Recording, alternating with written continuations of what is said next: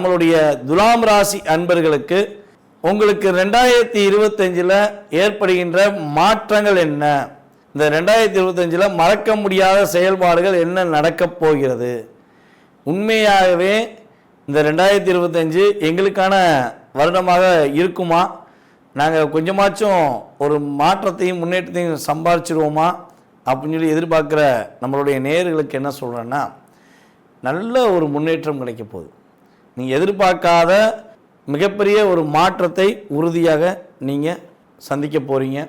அதற்கு முன்னாடி நம்மளுடைய பாணியில் கடந்த காலங்களில் 2023 to 24 எண்டு வரையும் உங்களுக்கு என்னென்ன விஷயங்கள்லாம் நீங்கள் சில கஷ்டத்தை சந்திச்சிருப்பீங்க, மறக்க முடியாத நிகழ்வுகள், இந்த கோச்சார ரீதியான கிரகங்கள் என்ன கொடுத்துருக்கோம் அப்படிங்கிறத ஃபஸ்ட்டு பார்த்துருவோம்.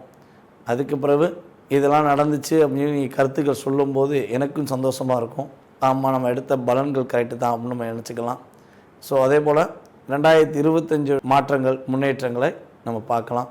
இந்த 1.5-2 வருஷத்தில் உங்களுடைய லைஃப்பில் வந்து பார்த்திங்கன்னா நீங்கள் போராட்டத்தை சொல்லவே முடியாது. எங்கே போனாலும் நீங்கள் நினச்ச செயல்பாடுகளுக்கு ஆப்போசிட்டாக நிறையா நடந்திருக்கும். இயல்பாகவே வந்து பார்த்திங்கன்னா கிட்டத்தட்ட இந்த 2024 ஒரு மே ஜூனுக்கு அப்புறம் தான் கொஞ்சமாக பரவாயில்லைங்கிற சூழ்நிலை வந்துச்சு.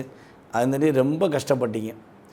நீங்கள் யார், உங்களோட திறமை என்னன்னு புரிஞ்சுக்கிறாமே உங்களை நிறையவே டிஸ்கரேஜ் பண்ணியிருப்பாங்க. ஆனால் அவ்வளோ டிஸ்கரேஜ் பண்ணாலும் நீங்கள் என்ன பண்ணீங்க, அதை பற்றி வருத்தப்படலை. மனசளவில் வருத்தம் தான், வெளியே புன்னகையை தான் காட்டியிருப்பீங்க, சிரிச்சுக்கிட்டே தான் இருந்திருப்பீங்க.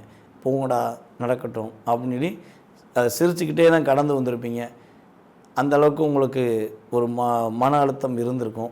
அதுக்கு அடுத்தபடியாக வந்து பார்த்திங்கன்னா நீங்கள் ரொம்ப நாளாக எதிர்பார்த்த லாபங்கள் எல்லாமே இன்னொருத்தர் சம்பாரிச்சிட்டு போயிடுவான்.